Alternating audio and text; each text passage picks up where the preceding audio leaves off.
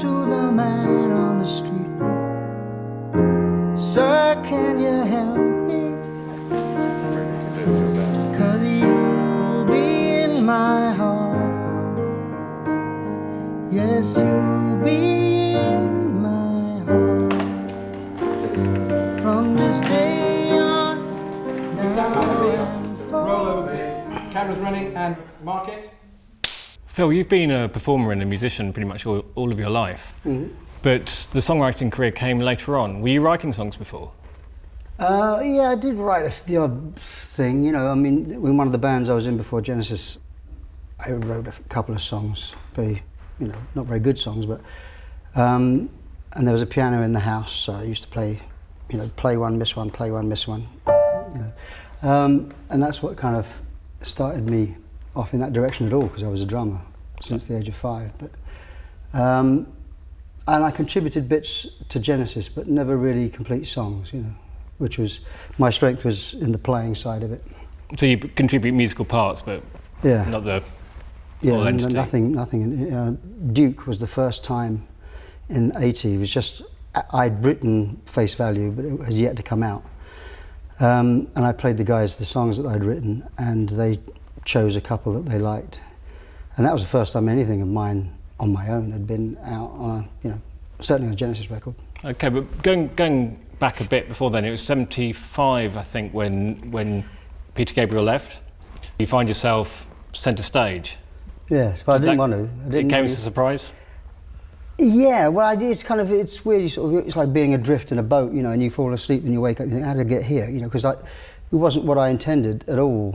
In fact, when Peter said he was leaving, my initial reaction was, well, that's good. Well, forget about the singing. We'll just have an instrumental band, I mean, because that suddenly you can hear all the music because there's no singer, which of course didn't go down very well, being a songwriting band. So we started writing the material and auditioning singers, and I always got the job to sing to the people that were auditioning, because I had been singing when Peter was in the band, and we never found anybody that we wanted in the family. So we went into the studio without a singer. We had one guy that we thought might make it, and we did all the tracks. We had no concern for keys, about what he could sing or not. It's just, this is the way we wrote it, and he had to fit in with it.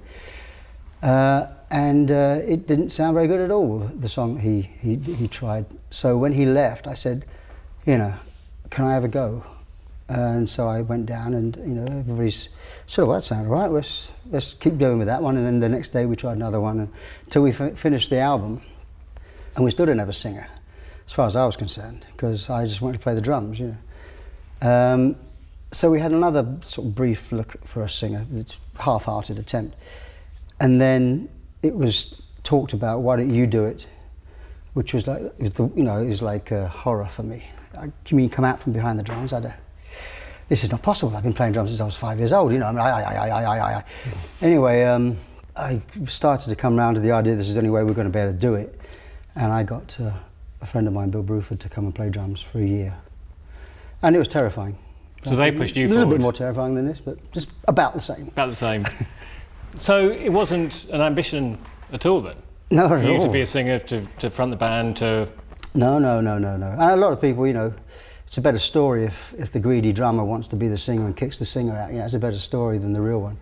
But no, I sang in my school bands from behind the drums, and I could do that now. And in fact, I did on the last Genesis tour, sing Follow You, Follow Me from behind the drums. It's not physically a problem. It's just that it looks terrible. People can't see. So you've got all this paraphernalia between you and the audience. So it was the last thing I wanted to do. It was like someone taking a security blanket away, and all I had was a microphone stand, And for years, I couldn't even take the microphone off the microphone stand. It was just like, it became this thing that I could hide behind. Was there a catalyst that actually made you sit down and write songs yourself? Yes, the divorce, really. That always does it. Yeah, it was 77, 78. And I found myself in the house, and long story short, my wife had gone, my 2 children had gone, the 2 dogs had gone. So I had nothing to do. So I started to just fool around on the piano, just making demos. a couple of people heard them. Arma Ertegun was one. Tony Smith, who's been managing us for years, was another one. Said, "This is a record. You should put this out as a record." And I said, "Well, I can't face going back and re-recording everything. I've done it only just once, you know." So we had the idea. I just working with Peter Gabriel on his third album, and I really hit it off with the engineer Hugh Padgham. And we had to listen to the demos and said, "Well, why don't we just use the demos?" So we took my 1-inch 8-track demos, because they were pretty, you know, high quality tape. Took them into the Townhouse in London, copied them to then was 16-track, and carried on working on the demos. So the demos became the album. And you know, when you listen to the, if you were to sort of put a track up, you can hear the phone ringing, you can hear the fridge going on and off, and all this kind of thing. You know, it's there, and I didn't know it was going to be used, so I didn't bother to do it again. I mean, a song like "In the Air Tonight," I never wrote any of those lyrics down. Those words came out spontaneously. If you hadn't been writing songs before, no one had taught you how to write a song. No. How did you know how to form a beginning and a middle and an end, and know where to put the verse and the chorus? Well, that kind of thing. The arrangements. That my strength inside the years I'd been with Genesis was playing, seeing how other people's material could be interpreted, and arranging it. You know, so I was good at that. But I'd never, you know, I kind of, these things were my mental notebooks, my messages to the ex-wife, you know. "Oh, if she hears this, she'll understand how hurt I am, blah, blah, blah," you know. And she did, and she wasn't impressed. Didn't care. Not particularly, no. But they were very, very personal songs, which is why I didn't want to re-record them again, and why I ended up playing as much as possible myself. Being personal songs, they then became very, very well-known songs. Was that quite a hard thing to go through? Well, for me, no. I mean, I was quite surprised, you know, I mean, that anybody else was interested, frankly. I mean, I was still the singing drummer, you know. I mean, I'd been singing with Genesis for 2 years, but I was still a drummer. And if that hadn't happened in my personal life, I would never have dreamt of making a solo album. In that case, if this hadn't happened in your personal life, do you think it's quite possible that you wouldn't have actually become a songwriter at all? It's quite possible, yeah.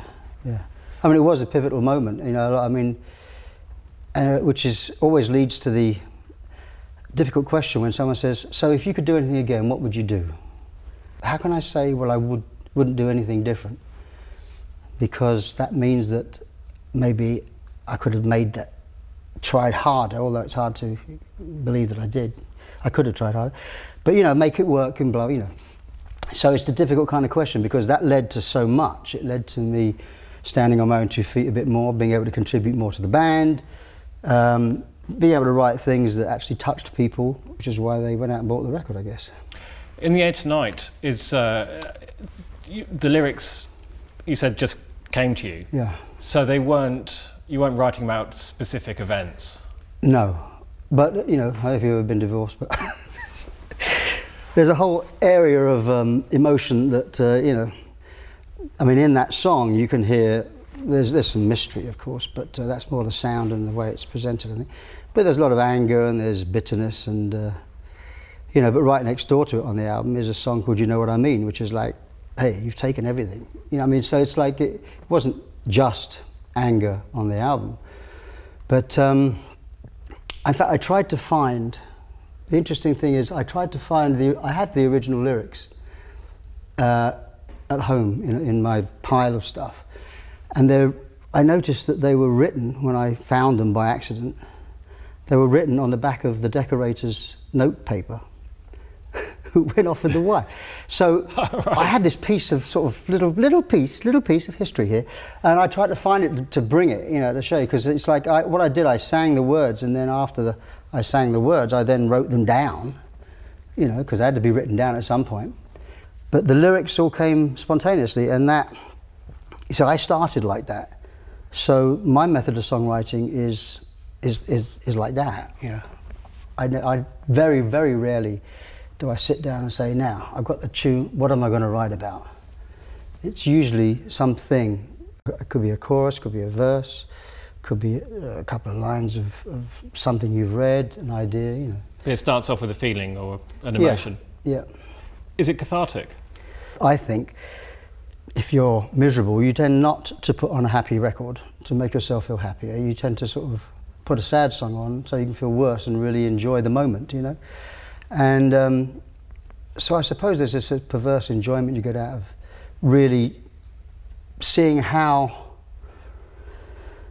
much you can say with as little as possible. I was really writing messages, you know, writing little letters, musical letters to my partner. So yeah, and at this point you didn't really have an idea of them becoming public property? No. And it didn't embarrass me, actually. Some people say, aren't you embarrassed by this? I mean, I never got embarrassed by what I wrote because it was the truth, you know. You can only be embarrassed by lies, I think. In the Air Tonight, would you mind playing it? I know this one.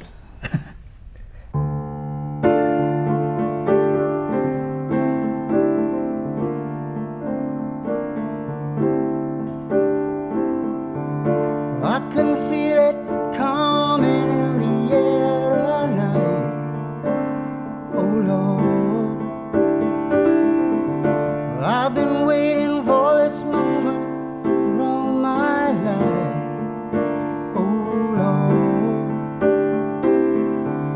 can you feel it coming in the air tonight? Oh Lord, oh Lord.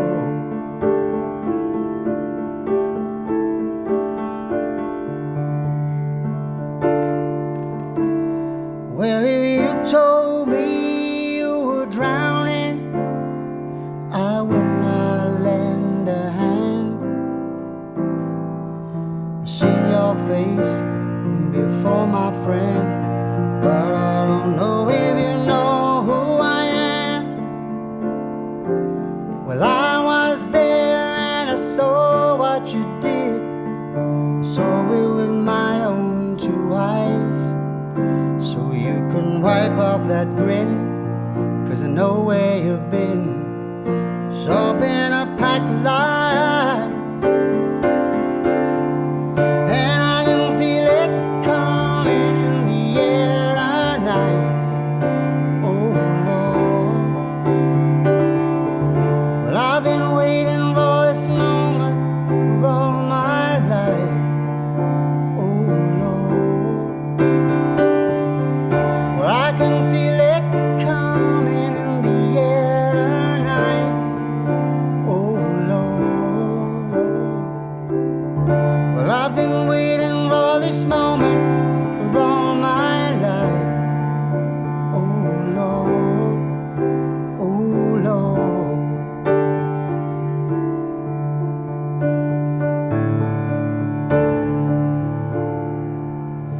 Well, I remember, don't worry. How could I ever forget? It's the first time and the last time we ever met. But I know the reason why you keep your silence up. No, you don't fool me, because the hurt doesn't show and the pain still grows. I'm a stranger to you and me. Well, I can feel it coming in the air tonight. Oh Lord, well, I've been waiting for this moment for all my life, all my life. Oh Lord, I can feel it coming in the air tonight.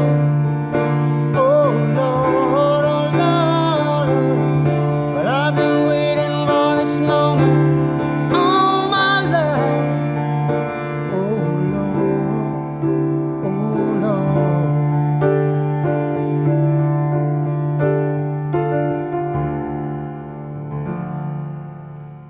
When you're writing new material, would you sometimes have, say, a musical idea in your head of something that someone else has done, which you then find yourself adapting and changing? And I mean, sometimes it can be, I love that song and I'd love to write my version of it, you know, and I've done that as well, you know.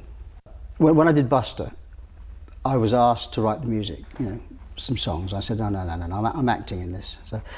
So they said, well, can you, who would you suggest? So I suggested a couple of people, and one of them was Lamont Dozier, who was part of the Holland Dozier and Holland Motown team, because I'd met him and we'd kind of got on very well. He came to Acapulco where we were filming, and he brought with him a demo of this song, and it was just fantastic. And so I wrote the words in an afternoon and played it to him, because I had it in a cassette recorder in the hotel room. I played it to him the next day. He said, well, you're going to have to sing it now you've written it, and that was Two Hearts, and that was just trying to write Motown song. I mean, obviously I had half the team with me, but he was trying to write a song that was evocative of that, da da da da da, heat wave. You see, it comes on and you just smile.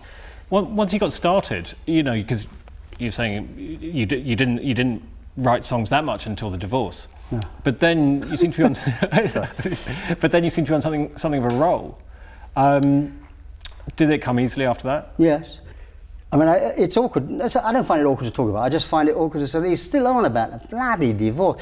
But it's basically, it's reason why we're sitting here, And by the time you get to the second record, well, by the time I got to my second record, it had gone past the hurt stage. It was now at the kind of the anger at receiving letters from lawyers and saying, "What the f*** is this?" By the time you were in a relationship again, presumably happier than when it all went wrong in the first place, were you still finding it easy to write? There was a point around that time where I was thinking, when you hear, like, even the names of the bands, the Four Tops, the Marvelettes, the Miracles, the Supremes, it's all very optimistic, and I wonder why it is. And their songs were uplifting, I love you, baby, but I'm gonna get you back, reach out, I'll be there, Bernadette, don't go, And I was wondering why I wasn't able to do that.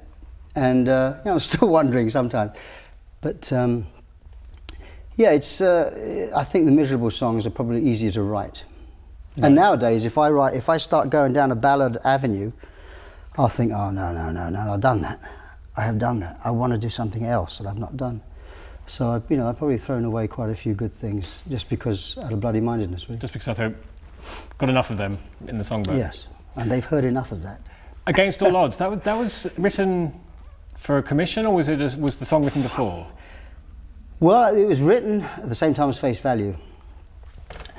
But I didn't consider it good enough to go on that album.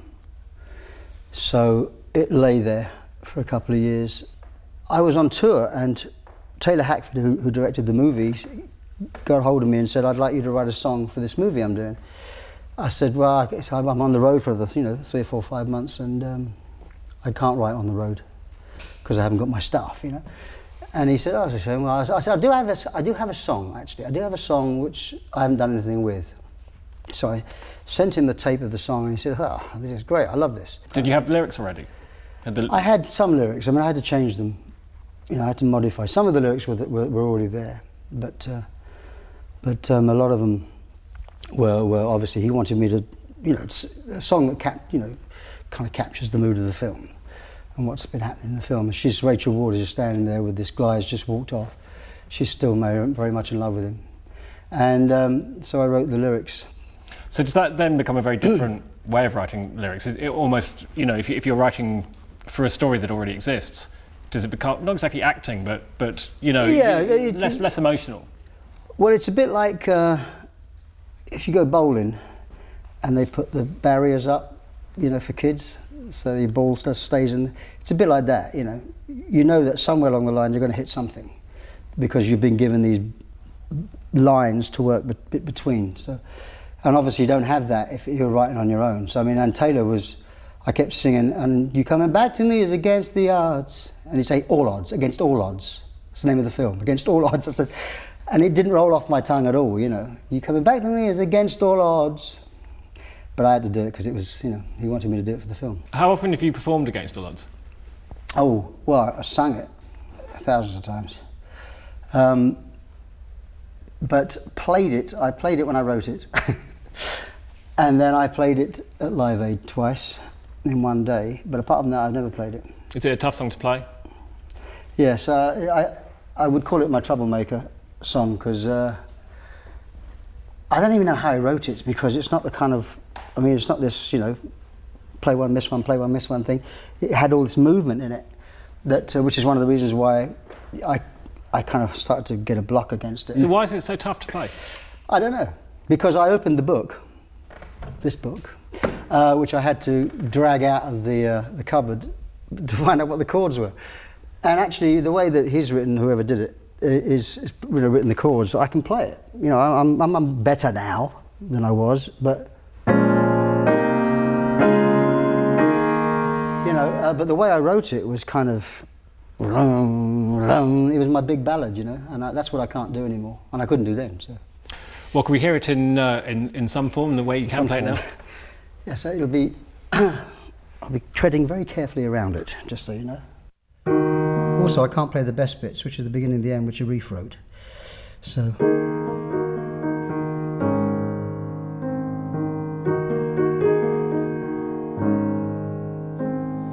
How can I just let you walk away? Just let you leave without a trace. When I stand here taking every breath with you. You're the only one who really knew me at all. How come you just walk away from me when all I can do is watch you leave? 'Cause we've shared the laughter and the pain, and even shared the tears. You're the only one who really knew me at all. Take a look at me now, 'cause there's nothing empty space, and there's nothing left here to remind me, just a memory of your face. Take a look at me now, 'cause there's just an empty space, and you coming back to me is against the odds. It's a chance I've got to take.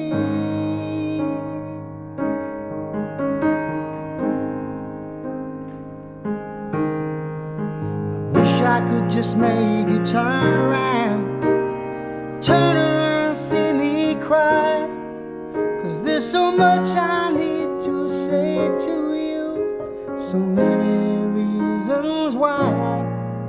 You're the only one who really knew me at all. So take a look at me now,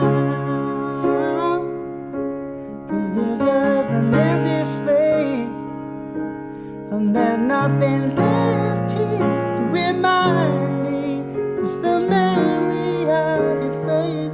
Take a look at me now. It'll get me sometime.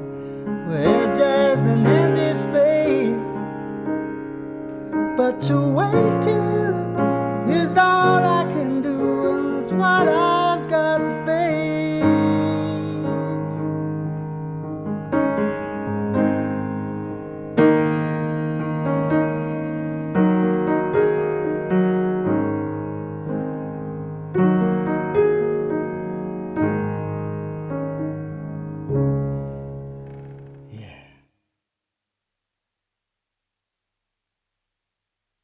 Is there a formula to writing a hit single? Probably. I mean, Have you got well, no. The fact that people like what I do is like a happy coincidence, because I would, you know, I'd just do what I do, and people either like it or they don't. And but for a while there, because there's no, people couldn't quite understand it. Critics couldn't quite understand it. I was supposed to be, you know, the King Midas with the formula that knows exactly what's going on. I have no idea. I have no idea. There are obviously, I guess you get, and they would admit it, the Stock Aitken Waterman kind of writers, and those in the 80s, I guess it was now. But you know, then there's a formula for that. You know what's going to happen, you know, and it pushes all the buttons, you know, and that kind of thing. It must get a stage when, and I imagine it's quite a scary stage, when it's time to play the song to somebody else and see what they think, and their reaction That must affect the way you feel. Are you ritualistic about that, or is there someone in particular you ask to hear it first, or how does that work? I don't really believe anybody. I believe me, I think. I mean, obviously this is a terribly different way of working if you're working with Disney. For example, I'll write a song thousands of miles away to a piece of film, if I'm lucky. Some of the time it's just a few lines on a page of what the action would be. So I'll write the song, and then you've got two directors and a producer, plus all the people in the background that are all there, executive producers and executive directors, and you're playing this thing, and then there's this awful silence at the end where. I grew up in the world where this is what I do. This is my album. Do what you want with it, as opposed to a record company saying, "Oh, it's not finished yet. We need a couple of other songs on it. It's a bit dark, isn't it? Whatever."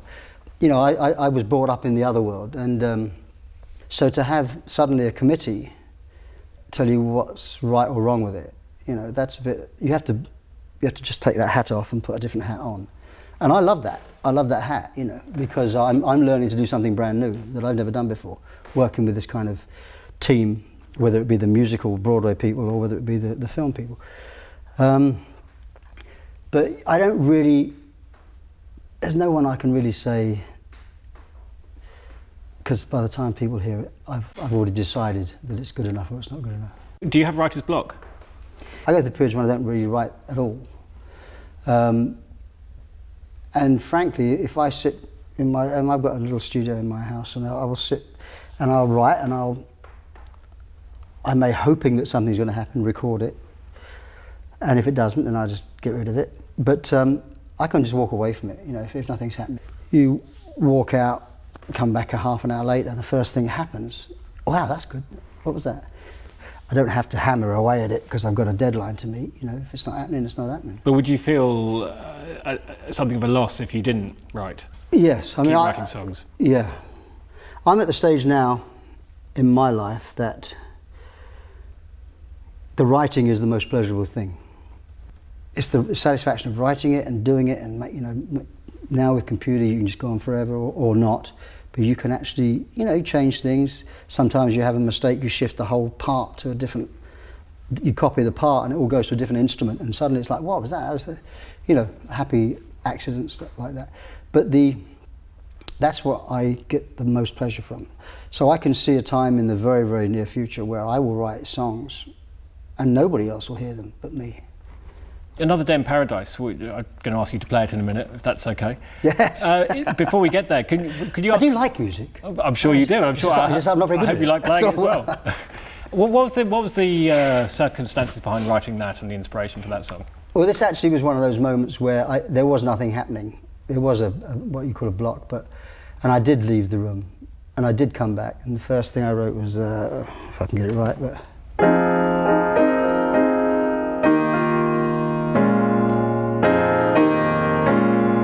Features quite a lot in some of my stuff actually, but anyway, I wrote that and I thought, okay. I managed to tap the idea a little bit back to playing in America with Genesis, and we were playing in Washington. And I remember we had a pastor that was driving us. He was a part-time limo driver as well, but he was in this van, and I said to him, because it was snowing, and there was all these people out on the streets, and I said, what's going on here? Is there a sort of demonstration or something? He said, no, this is where these people live. I said, and you could see Capitol Center, and I said, you're joking. What? Washington, I thought was one of the wealthiest cities in America. And it is, but then there's this huge gap. But he said, no, they live here. This is their home, these boxes. I said, my God. And I think it must have just subliminally gone in. The song now is so associated with the homeless. And it almost seems wrong to burst the bubble, but when I wrote the song and did it in some kind of, some kind of order onto tape, which sounded like I could sing along to it, I'm afraid that's what came out, There was no burning issue to help solve the world's homeless problem. So these songs take on their own entity, and then and then you find yourself being criticised by Alexei Sayle for what he perceived as, I don't know, maybe he felt that you're not in a position to write about this. So does it then feel that you own this song, or does it feel that you're separate from that criticism, or? Well, no, I just think that from the criticism point of view, it's just that he hasn't listened to it. It's just to him, it's just an annoying song. He hasn't actually listened to what the words are. You know, the idea is that we should just all thank God that we're as lucky as we are. You know, you, me, him over there who's not living in a box. You know, but the criticism was like that. How would I know because I'm wealthy? Well, you imagine what it's like. That's all I'm saying. Mm-hmm. But anyway, I'll play it. Shut up.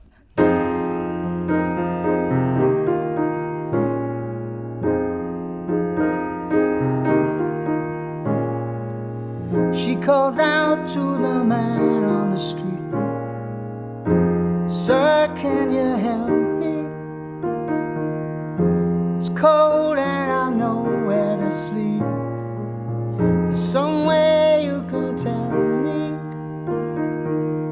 He walks on, he doesn't look back. He pretends he can't hear her. He starts to whistle as he crosses the street. Seems embarrassed to be there. Ooh, think twice. It's another day for you and me in paradise. Oh, just think twice.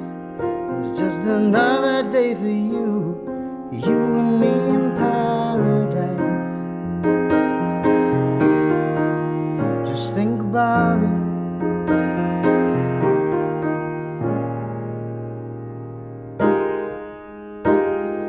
Oh Lord, is there nothing more anybody can do?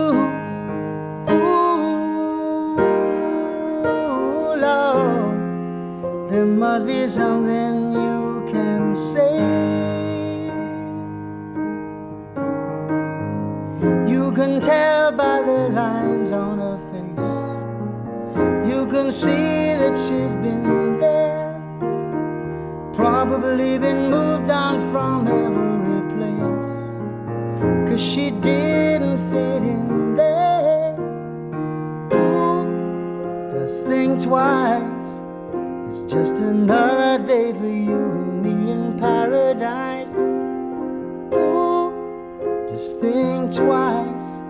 It's just another day for you and me in paradise. Just think about it. Just think about it. Think about it. It's just another day for you and me in paradise.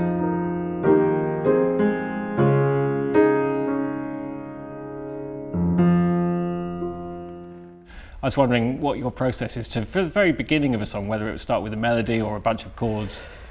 I used to be more reliant on keyboards rather than piano because their sounds had atmosphere, and they would, when you play something, it would make you want to play this next.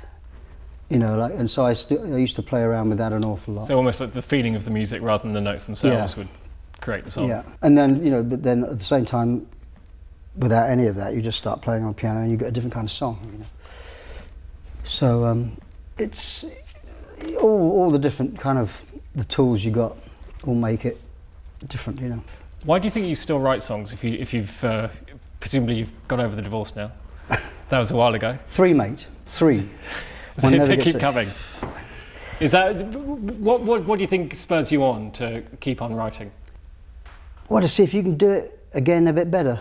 You know, I mean, it's like I'm always more interested in the thing that I'm going to write than the thing I did write. You know? Okay. And what's that like hearing your old songs? Does it feel like looking at old photographs of yourself, or? Yeah, well, my 6-year-old, he wants to, you know, he's particularly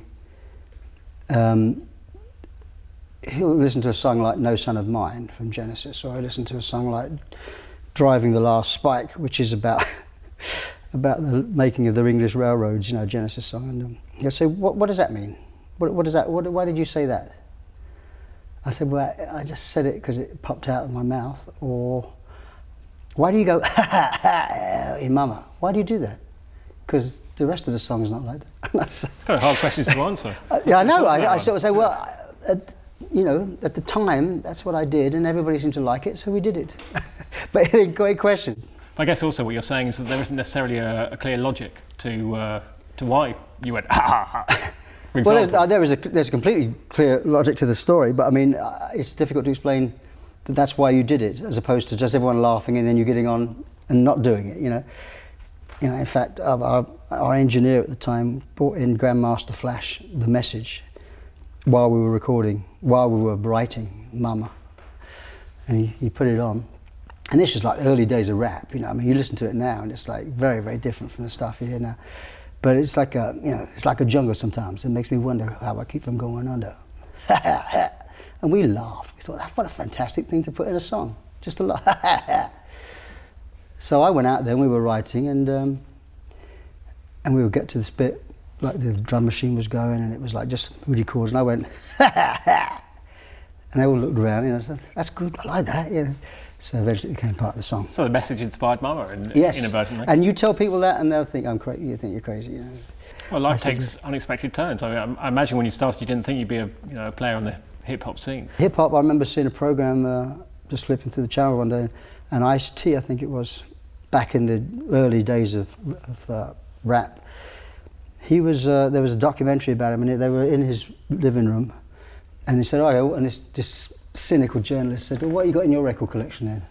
And he found my albums, and he said, what is Phil Collins doing in your record collection? He said, hey, man, don't mess with my Phil, man. And I thought, my God, this is nice, because you get so used to what you read about yourself that actually hearing it from a musician, in music there is none of that. Yeah, it's more open-minded. Yeah, it's just music, good or bad, Does it feel strange when you realise that these songs have become such public property? I mean, these songs are so well known. Something, well, you could take In the Air Tonight, you might be driving down a road in Georgia or somewhere and it could come on the radio. It's no longer, in a way, it's no longer yours. I automatically assume, I mean, I just can't get myself into the other way of thinking about it, but I automatically, when I leave the country, they stop playing the records. You go to America and you promote something and they play, let's see if you feel right. Put it away till it comes back, and then someone will say, "Oh, I was listening to, I was in the car today." If someone in America and I'm here, say, "Oh, I heard you. I went 2 stations were playing 2 of your things back to back. It's extraordinary." And I think, really, you mean life goes on when you're not there? We talked a little bit about the Tarzan Commission with the song. Yeah. Can you just tell me a bit about how that came about? I got a phone call saying, "Would I like to do the music?" Write the music for a Disney movie. Now, I mean, you got to understand that Disney. My older brother, is a cartoonist, and the animators were his heroes. My sister was an ice skater, and she skated in Wembley every year. We had Dopey living with us. We had little Kenny Baker living at my house. He was playing Dopey in Snow White and the Seven Dwarfs. The dog didn't know what to make of him at all, but he was living at our house. So Disney for me is like something that I was riding the bike and my dad let go of the saddle when he was singing "Hey diddle-dee-dee" and actors. I've got a lot of history with it. It's there from the start. So when they asked me to write music for a movie, I thought, God, I'm suddenly being asked to become a member of a club that I never thought I'd be a member of. So I said no originally. I said, I can't do that. I'm not good enough for that. And I spoke to the music guy, the guy that puts people with the movies, and he said, listen, you can do it. I said, I can't write. I can't be like Alan Menken. I can't do those comedy songs. Be my guest, be my guest. I can't do that. He said, well, we don't want you to do that. Otherwise, we'd get Alan Menken to do it. What we want you to do is be you, but write it to the movie. So suddenly, I saw things from a different perspective. When you do something like a Disney movie, they'll give you 3 or 4 maybe pages of an outline of a story, and they say, we may want a song there.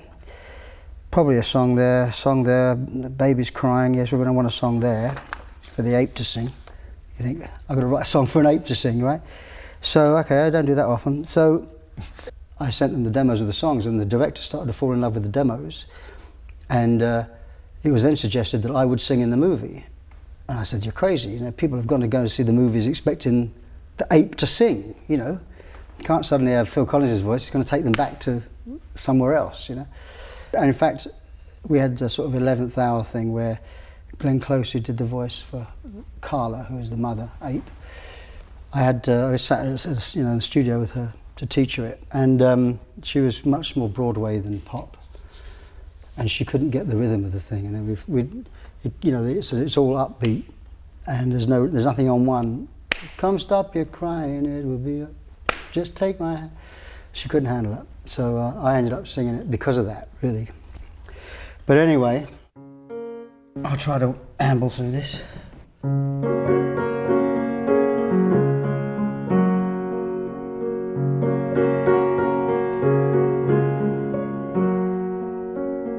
Come stop your crying, it will be alright. Just take my hand, hold it tight. I will protect you from all around you. I will be here, don't you cry. For one so small, you seem so strong. My arms will hold you, keep you safe and warm. This bond between us can't be broken. I will be here, don't you cry. 'Cause you'll be in my heart. Yes, you'll be in my heart. From this day on, now and forevermore.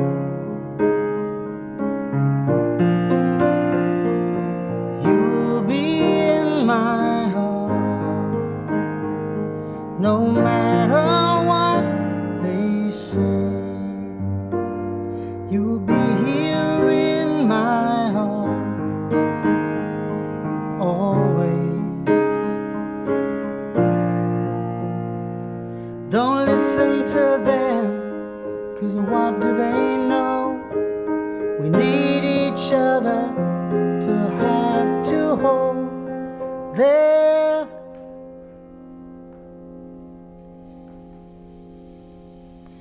side. I knew I'd find it. Oh, I know. When destiny calls you, you must be strong. I may not be with you, but you got to hold on. They'll see in time. I know. We'll show them together, 'cause you'll be in my heart. Yes, you'll be in my heart. From this day on, now and forevermore.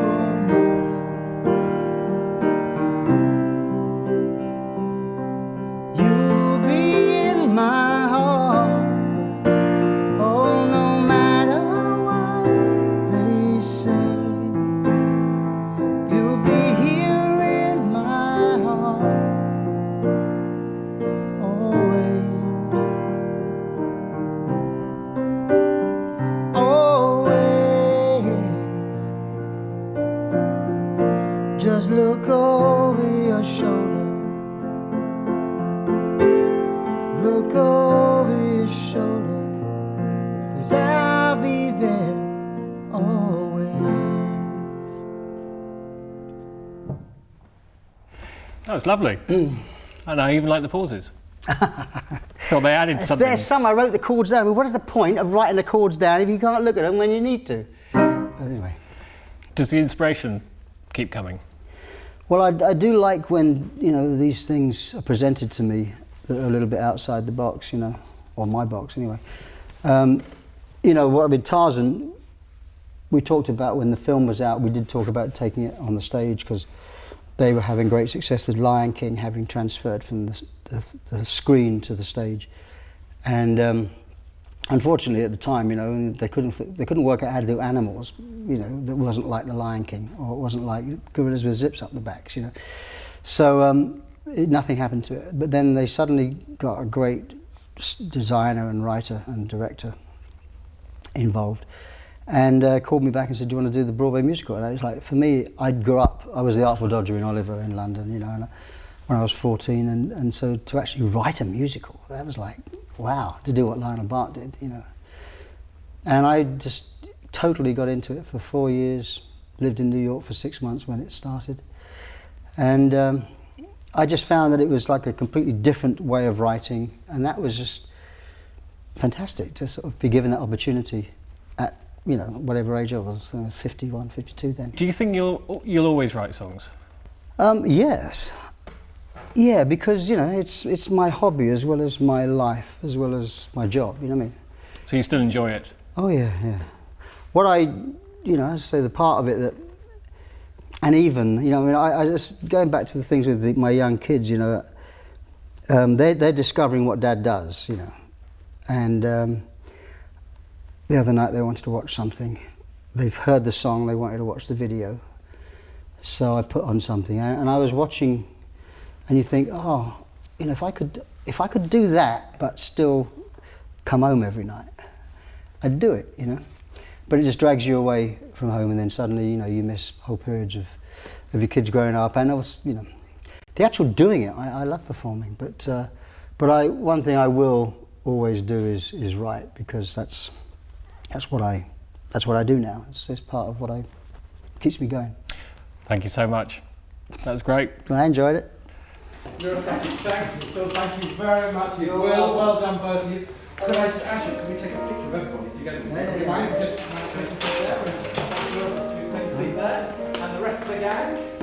Thank you very much, everyone. It's been a pleasure. Thank you very much. Thanks, everybody. Well done. Thanks so much indeed. What the answer is to leave everything, turn everything off.